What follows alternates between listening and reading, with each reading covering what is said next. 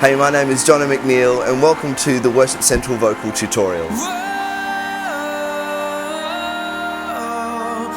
Hi guys, in this session we're going to talk a little bit about mic technique and vocal technique.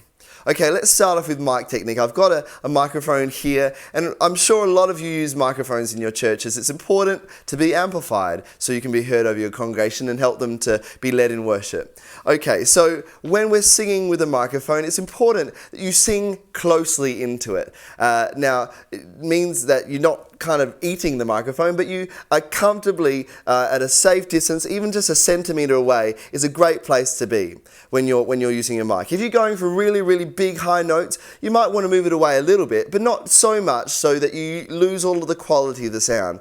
Because essentially, the closer you're singing into the microphone, the better the quality of the sound is going to be. It's really important that you sing directly into it. Now, I know a lot of you might use stands, but be careful when you use a stand that you're not grabbing really tightly onto that microphone. It can bring a lot of tension into the arm and through the neck and even into the back, and it's not a great way to be singing. So just be really careful about how you use your mics, and they can really help you if you use them effectively. Okay, I'm going to put this down. So vocal technique, let's just talk a bit about vocal function and how the voice works. So this area here, just within our neck here, we call it the vocal tract. It includes the tongue and the larynx and all the different things that are involved with both speaking and singing, as well as breathing, eating, and even drinking. So it's important for us to understand a little bit about how that works so that we can understand how we can use our voice to the best of its ability.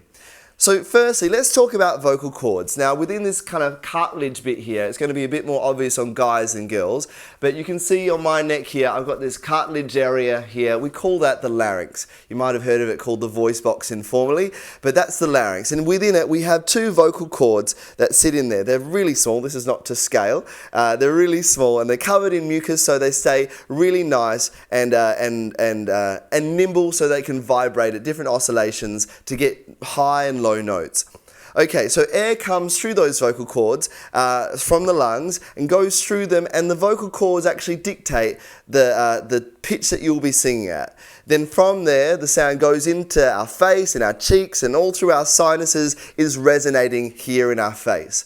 So now our cords need to be really efficiently used. Sometimes you hear people with really breathy tones, and now it's not a really healthy way to sing. I've said in one of our other sessions, you're going to dry out your vocal cords if you use too much air coming through those vocal cords. What's happening if I go ma ma ma ma ma ma ma ma and blowing lots of air through those cords, you're going to get not a great quality of sound, plus it's not a healthy way to sing. We want to make sure that we're keeping those cords nice and closed, and so we can use different exercises to help us do that. Firstly, let's just try a couple of little bits and pieces, some exercises that are going to help you get some good chord closure. Just go for me, like you've just seen something you really like to eat. Make it really nasally and use a really edgy sound. You might want to even try making a creaky door sound. So creaky, make that sound as creaky as you can possibly make it. Now when we're using these tools, make them as exaggerated as possible. It feels weird, I know, when you're first starting out with this kind of stuff, but the more intensely you can go with these different techniques, the more it's going to get benefit for you. Okay, so that creaky door sound, and then okay, so we're just going to take you up a really simple arpeggio, and this is going to encourage a bit of chord closure. Just go for me, keeping that sound in there all the way through.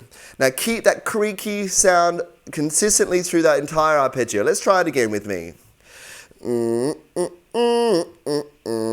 And you're noticing that I'm slurring some of those notes and keeping some of them staccato. Staccato just means short and detached. Now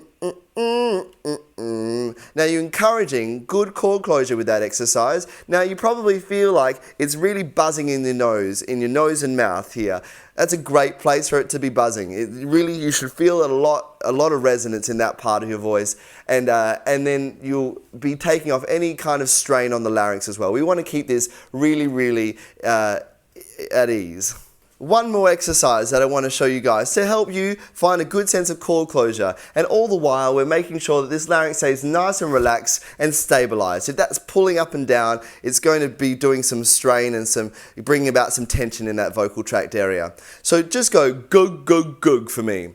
Again, gug, gug, gug. Not gug, but gug. We're really going to dull down that first vowel there. Now let's try it on an arpeggio like we've just done. We just want to sing gug, gug, gug, gug, gug, gug, gug. Let's try it with me. Gug, gug, gug, gug, gug, gug, gug. All the while keeping that vowel sound the same throughout that entire arpeggio. Now you can try at home taking that through some keys and seeing if you can encourage those chords to remain closed, not completely closed, but remain in a great efficient place so you can get the best out of your sound. Those hard G's are really great for encouraging a little bit more connection, and you can even put those into your songs when you're practicing. Replace all your lyrics with just a gug sound so your voice gets to know the sensation of what it is to be in a healthy place. Okay, that's all for this session now. Some ideas on good vocal cord closure and getting the most out of your vocal tract. I hope it was helpful. Try some stuff out at home. We'll see you soon.